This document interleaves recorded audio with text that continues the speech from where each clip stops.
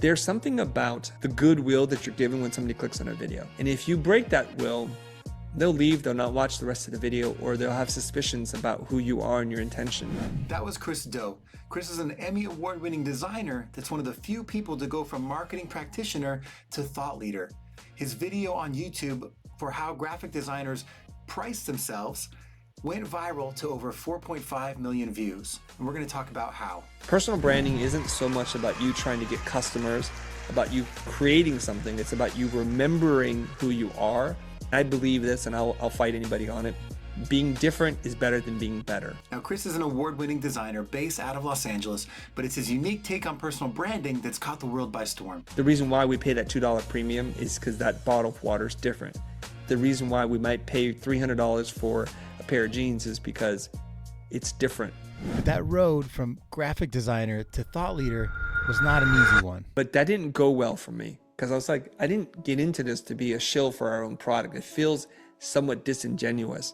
So in 2014, when I'm 42 years old, I start making YouTube content. It was a dagger in my heart, Brandon. I was like, the person, maybe outside of my mom who loves me the most, is saying, I cannot watch your videos. I want to do something different, man.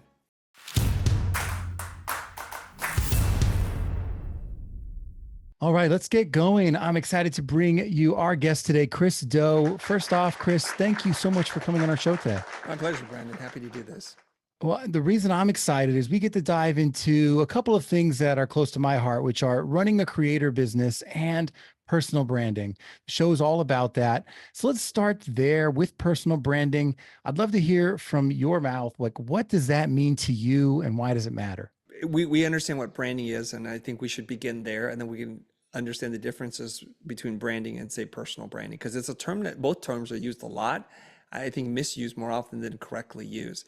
It was a funny thing because I was at a real estate conference and somebody came up to me and said, "Hey, Chris, I'm sorry, our people don't get branding."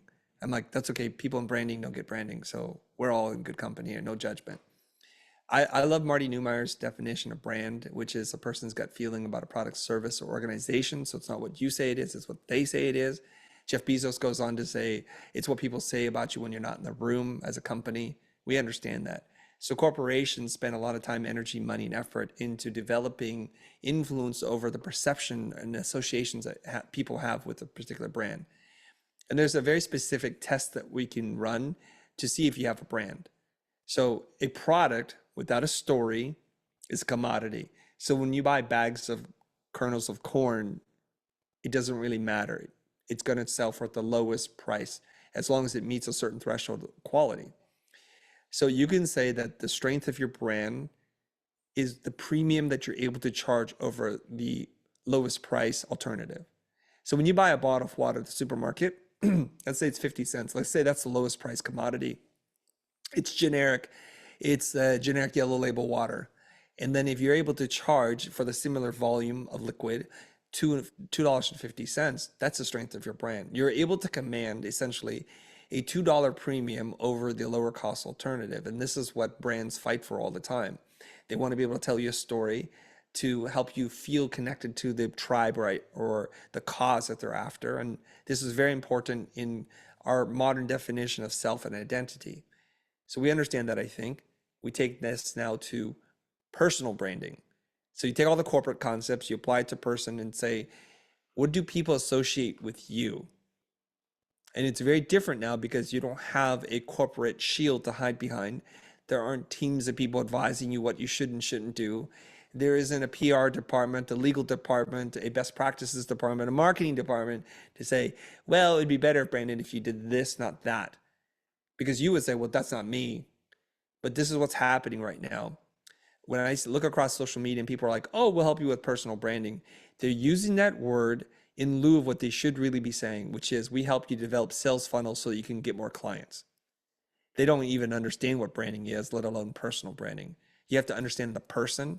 And I believe this, and I'll fight anybody on it, which is personal branding isn't so much about you trying to get customers, about you creating something. It's about you remembering who you are, the 6 or 7-year-old that's inside of you, that has learned how to blend in with people, to get along in polite society and company, to strip away all the unique, weird things about you just to fit in, because there's safety within the pack. There's safety in groups and numbers. And so what I try to help people to do is to let their inner weirdness out. And there's an expression that I heard recently that I really love, which is being different is better than being better. The reason why we pay that $2 premium is because that bottle of water is different. The reason why we might pay $300 for a pair of jeans is because it's different, not necessarily better.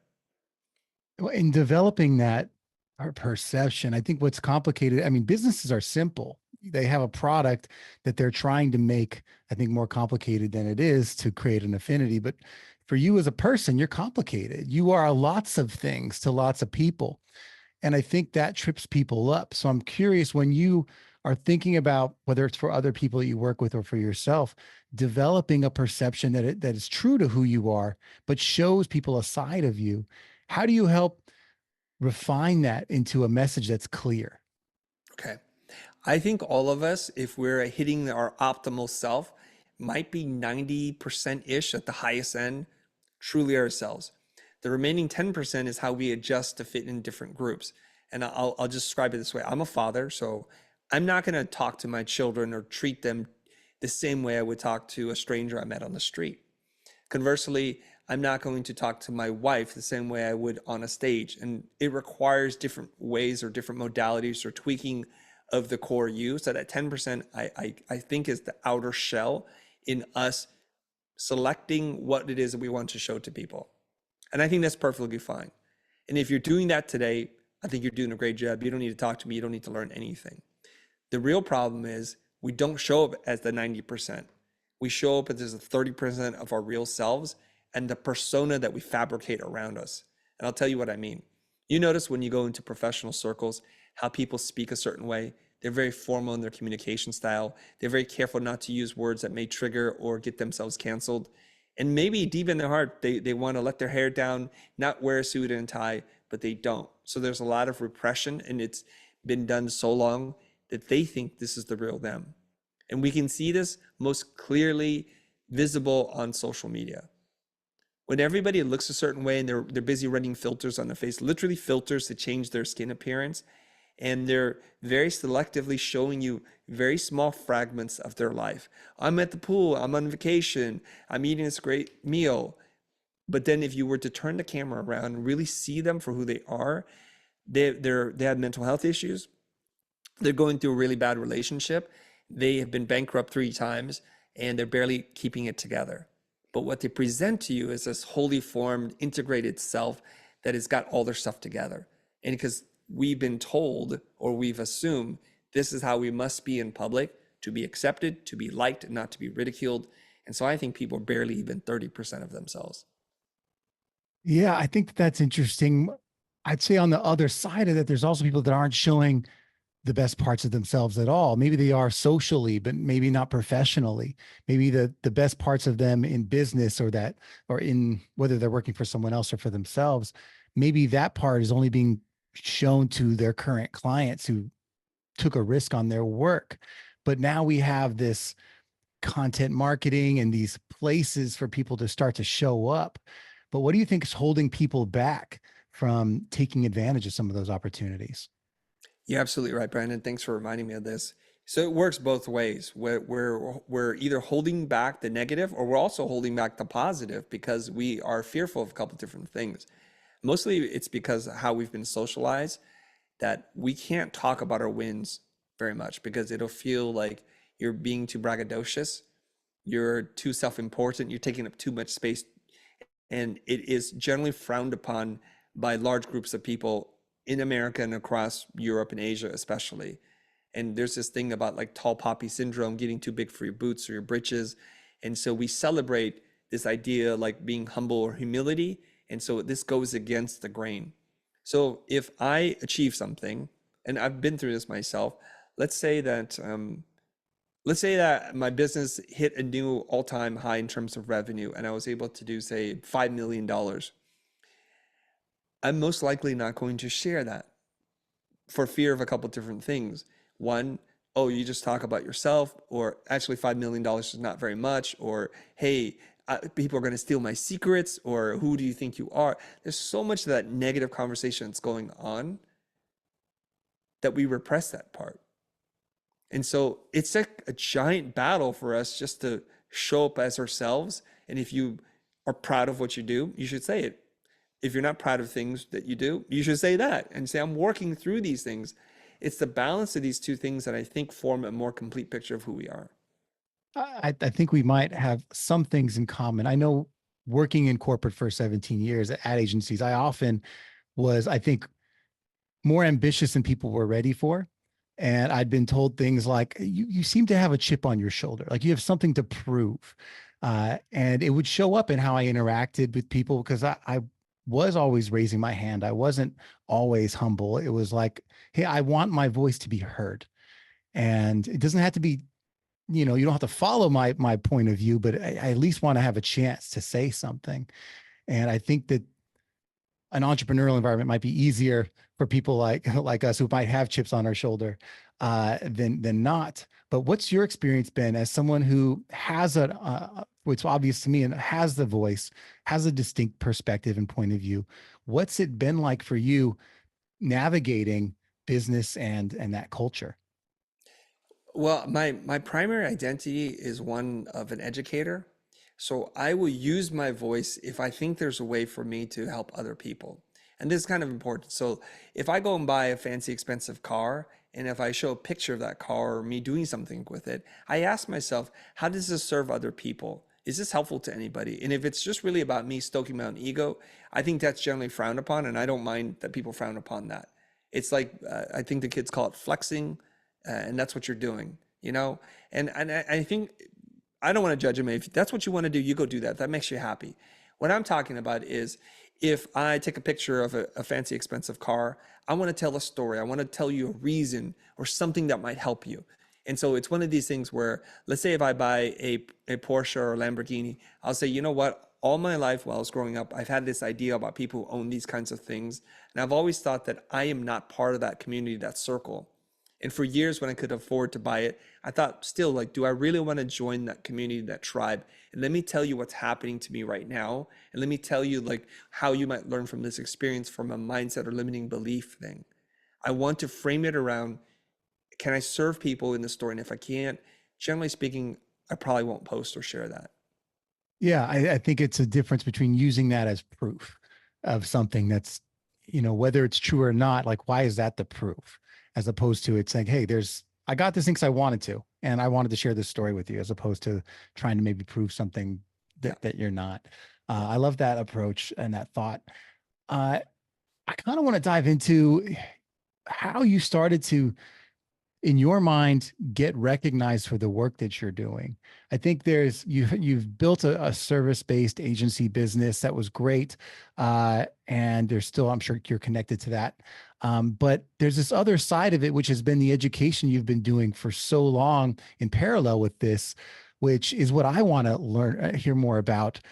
Tell me about when you got started in coaching and teaching people. Okay. I started teaching, I think, 5 years out of school. I was invited to teach earlier, but I made a personal rule that I needed to do something with my life outside of school because I didn't want to regurgitate the academic lessons I've learned. And so I need to go make it. I need to prove to myself that I've got something I can bring back to the table. So long before I make any YouTube videos, before anybody knows of me, because I've made no content, I was teaching for 15 years at a private art school. Actually, I had a couple. And that's what I was doing. So I was balancing work and teaching. And this is where I didn't realize this, but teaching those 15 years gave me all kinds of skills that I didn't know I was developing that I would later on use. And I'll give you the example. When I learned how to do brand strategy and facilitate a client meeting, I was like, oh, I can learn this. This is pretty cool. And my mentor at that time, his name is Jose. Jose is like, oh, you're pretty good at this. And I was like, how did I get good at this? Oh, I was teaching for 15 years, working with people who had crazy ideas, divergent thinkers, who had poor communication skills, and we were able to manage energy and get results. Well, isn't that brand strategy and facilitation? Except for the people in the room are much smarter, are much clearer in their thought process, and know how to articulate their ideas. So this is way easier than teaching a bunch of art students. This is fantastic. And then when I went to make YouTube videos, it became pretty easy because I'm like, well, how do I do this without people in the room? So I have to pretend I'm having the dialogue with the student. I have to figure out what kind of questions where they might get stuck and pre-build that into the lesson plan. And so this gives me a huge advantage. So in 2014, when I'm 42 years old, I start making YouTube content. At first, it was like getting over this idea of appearing on camera and hearing my own voice and seeing my own face. Once you get over that, then you can lean into the teaching part. And I think that's how I was able to make that transition. Doing this kind of work, the teaching part at scale, is the most important work I've ever done. I've had the benefit of working on really big brands like Fortune 100 companies, doing highly visible national, international work, winning awards. That stuff is not nearly as important, as meaningful to me as being able to record a piece of content and knowing somewhere far away, some kid somewhere is going to watch it and say, wow, this really helped me. And I'm going to better my life because of that. And eventually, sometimes those signals come back to me and I get the reward of hearing how their lives were transformed. This is the deep, meaningful work that I'm dedicating the rest of my life to. So I kind of want to go back and say, when you were starting that deep, meaningful work, I think sometimes we end in different places than we start. Maybe we find purpose along the way. But really, I'm curious about when you started it, what was the reason? Was it a second paycheck? Was it like you had just wanted to give back a little bit? You enjoyed that community? What motivated you to want to put in the extra hours that you didn't have to give? You're very smart for asking that question. It wasn't on this big mission to change the world or to kind of reinvent the way that we do education to disrupt an industry. It was really because I had this interest in teaching. I wanted to do things fast and a little bit different than the way that I'm allowed to do at school. And I happened to reconnect with a former classmate of mine. His name is Jose, same person I was talking about before. He goes, Chris, you're interested in doing education and workshops. I've been doing this. Why don't we combine forces and come together and see if we can do something? So I'm like, how do we do this? He goes, we have to get onto YouTube. We have to build awareness around what we're doing. So the initial idea was marketing. It wasn't necessarily to teach for teaching's sake. It was to build awareness around a problem, a solution, and us as personalities to teach you this stuff because we need to sell you this product. And so initially, that's what we did. We created content as content marketing to sell a product. But that didn't go well for me because I was like, I didn't get into this to be a shill for our own product. It feels somewhat disingenuous. And I understood the very real business needs that we have to actually sell product, otherwise we don't get to do this. So this is very much a side venture that took us about 2.5 years before it actually really produced financial results. But the biggest lesson I learned in those early years was there's something about the goodwill that you're given when somebody clicks on a video.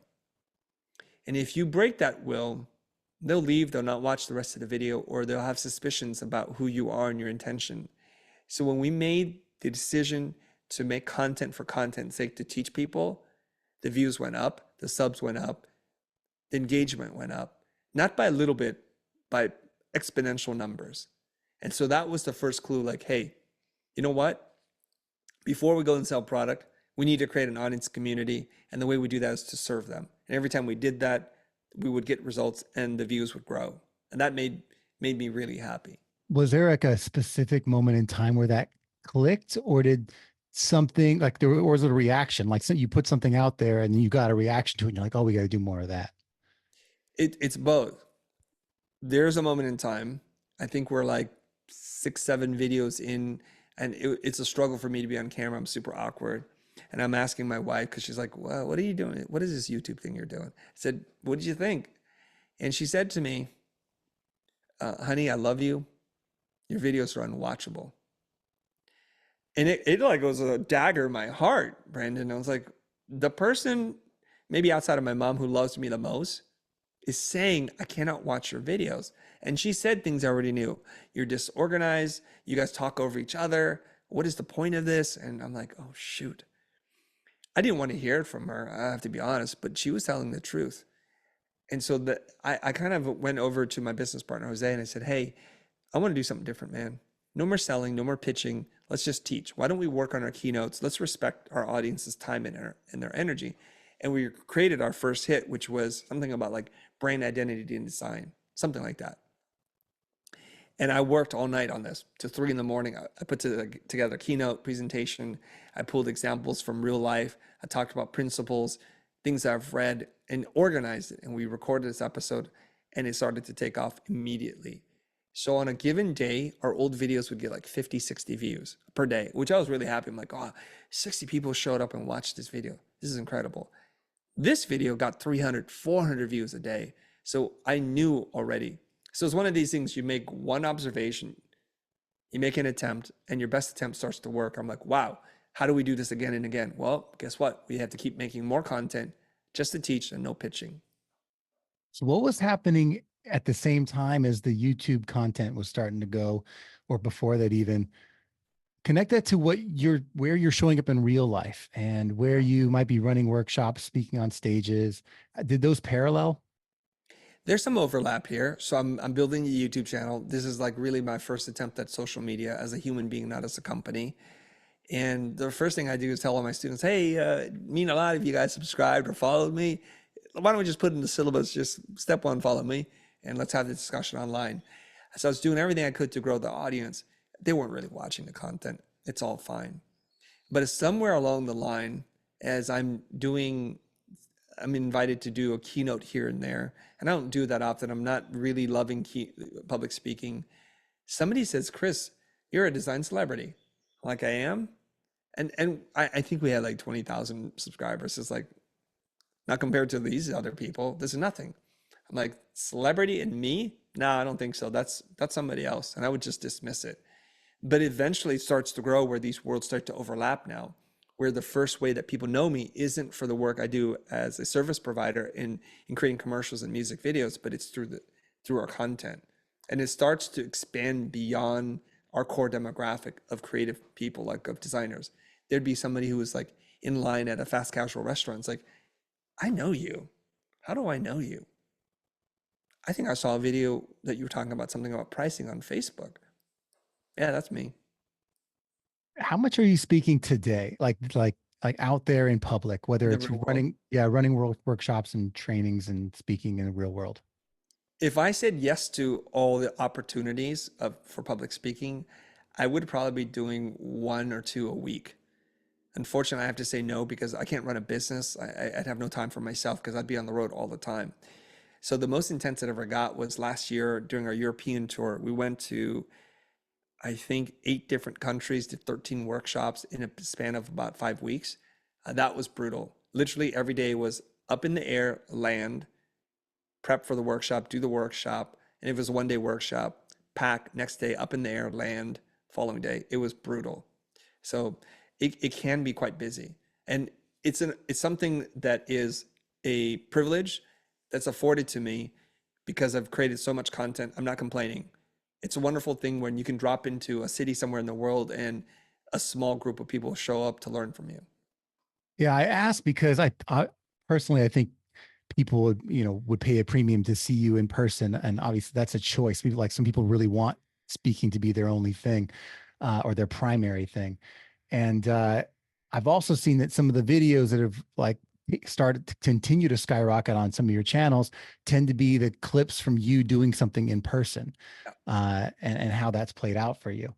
So I was curious what the strategy is, or how you're approaching making those choices, whether you do something in person or just create it in your home studio, which would be easier. This is going to be a confession, Brandon. Uh-oh. Here we go. I love teaching. I don't like making content. Bum, So bum, when bum. you're in my home studio right here, right? So I'm recording content and I might prepare a deck or the team will say, hey, we need you to speak about this. It's a drag. I procrastinate. I kick it down. Today's not a good day. Oh, the sun's not right. And I don't feel right today. Something's off. I'll just make 1,000 reasons. Oh, I need to I gotta go feed the cat. I don't know what it is. I gotta do something else other than making content. But you'll see me in my totality when I'm working with people in a live space because I love real-time problem solving. So the reason why I think those videos outperform the videos of me just speaking to camera is because I'm working with real people. There's the reality of learning, which is it's a push and pull thing. I share a concept. I think it's obvious, but someone's like, that doesn't work for me. or I don't like the way you said that. And then we have to work through the problem. That friction in the learning is a beautiful thing. And I like the heat, and I also like to have fun. And so I would tell my students back before I was making YouTube content, my form of teaching is full contact teaching. This is not light sparring. We will push and pull. I will push you to the edge of your creativity and beyond, because I think we artificially limit what we can do. And so I will call you out, not in a judging, humiliating way, but I'm like, how else can we, like, where else can we go with this? And let's unlock your thinking. Why are we limited to this perspective? What if we looked at the world through the eyes of a calculator? How would we tell that story? Your whole life would be squeezed and punched. But let's try and look at it like that versus as a 5'8" person walking around looking at things at eye level. Let's try and change literally the lens, the perspective. And so I push people. So in the workshops, we have funny moments, and I like that. So I try to bring in a little bit of comedy and what comedians refer to as crowd work, where somebody says something, and I'll give you an example, right? I asked somebody in one of my early workshops, how much do you charge? He goes like, what do you mean, like hourly? Yeah, I said, how do you charge? He goes, well, I give them my full rate. And I said, are you giving them a fool's rate? Because a rate is limiting your value to a time, your time value to time. We need to unbundle that. Of course, I get a little chuckle from the audience, and I like to do a little wordplay like that. But then people watching can feel that energy, like, oh, he's a little sassy. This guy, you got to watch your P's and Q's with him. And I think that's what they tune in for. There's Ferris Bueller's Day Off, and I forget the guy's name, but he's like, anyone? Bueller. I think that's how we look at teachers. It's like monotone, and they're just marching, and they don't really care to hear you think or talk. That's the opposite of the way that I want to teach. That definitely sticks out the most, but it was in that conversation that these ideas start to, like, I think, make sense to a lot of us. Like, yeah, I wish I could explain that to someone the same way he just did. That stands out. So you definitely have some magic in the room. And, as a fan, I'm like, let's do more of that. I want to see more of Chris doing that, but I love everything you're putting out. I would like to ask, for the people out there trying to continue to make businesses out of their knowledge and out of their thought leadership, when you started building courses and adding like education and coaching components to your business, what was that process like for you getting started? The very first course I authored on my own was around typography. And so if I were to tell anybody, what is the first thing you should do? Look at the thing that you know how to do well, so easy that you don't have to think about it, that you can deliver a keynote tomorrow with like 30 minutes of preparation. That's where you should start. And you'll feel most confident. So when we went to launch our first course, we needed to, because I needed to prove that there's a real business here. It's not just like me saying funny things on camera. We needed to launch something. So our launch strategy was pretty straightforward. We announced, we say like, we're going to launch a typography course. We hope you'll join us. And we talk about design. We do design critiques and reviews and things like that. So there's an awareness around the product in which you're ultimately going to make. And we don't want to do that after we make the product. We do it before we make the product. So I'd say, hey, submit your poster design, your logo design. Let's look at layout and typography, and I'll just make content around this. So the audience is starting to show up. We're priming them to accept that I'm going to teach them about design. And then eventually we're ready to launch.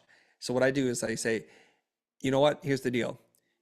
Every week for 4 weeks in a row, I'm going to teach you typography from the course I'm going to launch live for free. It's going to disappear in 24 or 48 hours for real. So I was literally recording the course live with the audience. And I think into the second or third episode, I can't remember, I said, if you want to buy it at the lowest price possible, this is the link. I haven't even finished the course yet, but you can buy it now. And I think it was like $49. It was super cheap. The cheapest it ever is or was, right? So people would buy it. That's how we got our first six-figure launch, when I don't even know what I'm doing. And so by the time we did the third or fourth and final installment of this live broadcast, I think we had over 15 or 1,600 people, a record for us still, of live people attending a stream. Because like, oh my God, this was good. What's the next one like? And each time you keep delivering, they keep showing up, and we keep making the content. Great. So that was the basis of the course, which then we had to spend weeks and weeks cutting, editing, providing additional resources, organizing, building the back end of the learning management system. So here we go. We're ready to go. We can launch. So everybody who ordered it got their thing. And that course is now sold, I think, over $1 million in revenue over its lifetime. Wow. Wow. And to share the order of operations with people, it sounds to me like you started to build that audience first. And then we're like, what are we going to do to monetize this other than YouTube paying us? Is that kind of what it was like? That is exactly what it's like. We built an audience and we focused on teaching. So an audience would show up and feel like, yeah, I'm genuine. Like I don't start selling you the minute you start seeing me. So there's a relationship that's being built, trust is being formed, and goodwill is being exchanged. This is very good. And then we announce something, and then we allow them to take the course pretty much for free. So it's the Mrs. Fields concept where they take a great cookie and they break it up into little pieces and they hand them out. Very few people who can eat one cookie is like, that's all I want. I just wanted that little bite. They got to go back and have the rest of it. And that's how Mrs. Fields creates new customers and spurs sales. Give people a sample of the product, and it has to be a really good sample. Well, and I'm obviously the live, which you mentioned, was what the main driver was for you converting some of that audience was pulling from the video into the live so that you have some timeliness to it. Was there an email list building component to this before, during, or something you're doing now? Or like when has that crossed into your ecosystem? Absolutely. Somewhere along the way, about 2.5 years in, my former business partner and I, we decided like we have different visions of what company we wanted to build. So we separated. And I was like, shoot, I just spent 2.5 years building up this other brand that now I have no connection to. I have to start over. We have to create a new Facebook page, new logo, new identity. And we did that. I was like, this is going to be terrible. It took us so long to get here. But to my surprise, because that relationship was built for 2.5 years with our audience or community, when we announced, some of them didn't like it that we broke up. They wanted us to stay together, Jose and I. But you know what? A lot of them followed. And we were able to rebuild our audience and triple our audience size to our Facebook page in a matter of months. It was wild because now I can create anything that I want. I can say whatever I want. There's no compromise. There's no like waiting for another partner to approve or build it with me. I just get to do it. So we started growing our email list really quickly. So it was like 1,000, 5,000, 10,000, 20,000. Today, I think it's over 100,000, but it contracts because we constantly clean out unopened users who don't open their emails. So it's around 100,000 people. So thanks for that. Cause I think the ecosystem is what's interesting because there's so many choices of what to do first and second and what or not to do at all. The other two things I want to touch on are the podcast and even the book, but let's start with the podcast.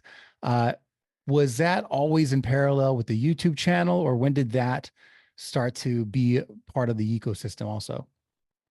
The podcast started, I think, 3 years after the YouTube channel. So for chronology here, 2.5 years, I was doing it as the school. We break up, reform a company called the Futur, and we still get to keep the same YouTube channel. It's just I got a new skin on it, so it's the same audience. We're growing it, and then people are requesting like, can you just turn this video into a podcast? I just want to listen to this. It's easier for me to consume, right? So to this day, I understand the differences between the two, but back then I didn't. Podcasts you can listen to on the road. The relationship is very intimate because it happens inside your head versus like watching something. You can multitask. It's lower bandwidth option. It's a much more intimate relationship that you're building. So we would start the podcast and it's like, oh, I don't know what I'm doing. We even called it something else and wrote music for it. And then I changed the name of it. Initially it was going to be called the Impossible Podcast, which is I Am Possible. And then we just changed it. We're just going to call it Future. We don't need to build too many brands here. We want them to be able to find it easily.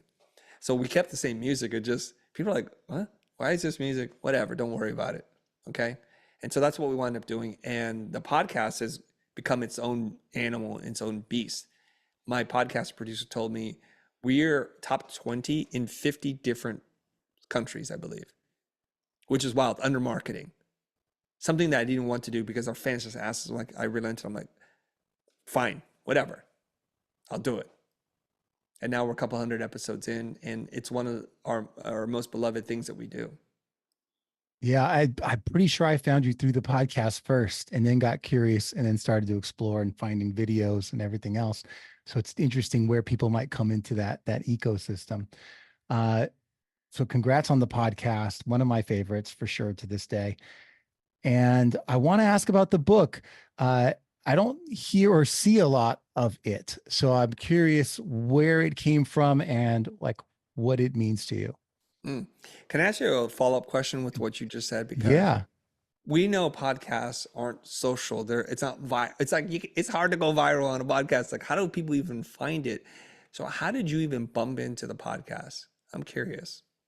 that's a great question. I feel like every listener is going to be like, feel the same way, which is you don't really know where you come across things sometimes, whether it was like a podcast, also like the one you're listening to, or this one, or if it was simply it had popped up to the top of a category I searched for. So Oh, I think I explore podcasts more than most people yeah, because I do a lot in that space. So I'm constantly looking at full lists and I'm like, what is this about? So I don't know how it came across. Um, I think I tend to find shows because I'm looking for one specific topic. And it mm, might have been that I was looking for pricing, and your stuff tends to pop for pricing and how to set prices for anything. Um, perfect. so I imagine it was keyword related, but yeah, that's a good question. But I wonder the same thing. I'm like, how did you? And people are like, I don't know. you know? How does anybody find any podcasts? Like when you're part of a larger podcasting network, I've discovered the strategy. Basically, they have, say, 20, 50 different shows. They cross promote each other Right. all the time. They give samples or they tease, and then that's how you discover, and that's how the entire network grows. And it's a beautiful thing. But when you're a solo podcaster, which is, I think, the vast majority of people, it's very hard to be discovered unless somebody says, "Hey, I listened to this thing, Brandon, you need to listen to this." And you're like, "All right, I'll give it a try." And then you get hooked. Okay, Yeah. how about the book now? Yeah. My book, it's called Pocket Full of Dough. And it's one of these things that I didn't mean to do, just like the podcast. And our audience, community, fans, and say, could you just, we love the way you think. Can you just write something? And so the strategy for the book was, I don't know what to write. I'm not a writer, I'm a designer. I try to avoid words as a living. I want to work with images and type in a way that I'm not writing the words, but I manipulate type. So my strategy was, let me just go back in my Twitter feed and look at the post that had the highest engagement. So I had one of my team members scrape all the tweets that I had and rank them and organize them into different categories. And that was the beginning of the book. So I would take a tweet and I'm like, what did this resonated with people? So this is kind of me pre-beta testing and doing kind of like market survey without them knowing it. Well, if they like this, then I can just build on that. So my strategy for the book was a collection of very short, highly easy to digest, like one page. You just read it, and I'm going to pair it with a visual that kind of sums up the theme or the concept of what is written, and I'm just going to organize it into a book. We kickstarted it, able to make some money, and I was like, okay, this is going to work. So I think we had the goal of selling $30,000 worth of books. I think we wound up hitting about 80K. And as a first-time author, relatively unknown person, self-publishing, that was the home run and then some. The really cool part to that story, Brandon, is that for Kickstarter, we had 5 people in the top tier who would buy a book for $1,000. Wow. And the people who showed up, it's like, I didn't know you cared so much. I'm just truly just touched right now. I really am. That's awesome. Yeah. When the fans come out of the woodwork and they're like, I didn't even need the book. I just wanted to support you sometimes. That's what they'll say. Well, let's be honest. Who needs $1,000 book? No one. Yeah. Yeah. It's purely to support you. And I don't want to name this person because I don't want to be all weird about it. But the one person who supported me at the highest level is another author thought leader in the space that I'm a fan of and follow. So when I saw it come through when the orders all came in, I'm like, wait, what? Oh my God, this is crazy. So I was just thrilled. I like that. And I'm curious now, you kind of triggered a thought for me, which is when you are looking at your community, the people like your peers, the people you go to for answers that you've kind of developed relationships with, where have you found that you tend to run across those people? Is it like through speaking? Has it been just completely random? Are there certain types of people you tend to connect with more often? Like how does that community building, relationship building, networking work for you? I don't know about you, but I'm an introvert. So when I get invited to network or meet or talk to Right. someone or be introduced, I'm like, oh, do I have to? Do I have to? And more recently, I would say in the last 2 years, the level of people I'm introduced to and get the opportunity to meet are at levels far, far past where I'm at. I'm like, okay, I should drag my butt out of bed and I'll show up and comb my hair or whatever and just show, I don't have any hair, but I'll do it. I'll just show up. Okay, I'll do it. And then you get invited to these things, and there are really wonderful conversations with people who have diverse experiences and expertise, and there's so much that you learn. And once you achieve a certain level of success, let's just say like you generate more than a couple $1 million a year, I think you acquire a certain skill set, a mindset, a belief system, a work ethic that I find very admirable. I might not love you, I might not love your business, but you've done something with your life, and it's real interesting to be able to meet these people. And so usually it's just, hey, we're going out for dinner. I'm putting together a very select list of people. It's usually 3 or 4 people. It's not much more than that. Otherwise, my brain gets like, ah, oh, this is too weird. I got to go. And I'm having wonderful conversations in those spaces. Yeah, I like that. And if people, I think if people wanted to get to know you, work with you, or just tap into what you do, your courses, obviously they can check out the content that's free, the Future podcast, the Future at on YouTube, and that's without the E at the end. Or they can check out some of these courses you've built. Now it's not just one course; there's a full kind of slew of them. Yeah. But I'm interested in hearing what the business boot camp is about and who it's for, because that seems like one of your bigger programs. Tell me more about that. It is. It's our most expensive course that you can buy.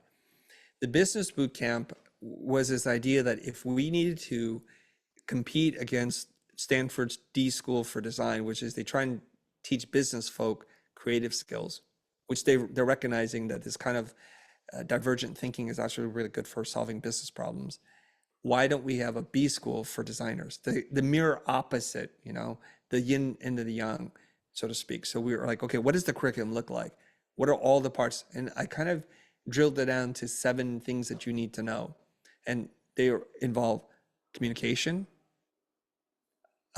being able to do discovery, pricing, handling objections, managing your project and scaling leadership, those kinds of things. So we mapped it out and we created these modules and then we launched the thing. It's $5,000 to enroll in the course.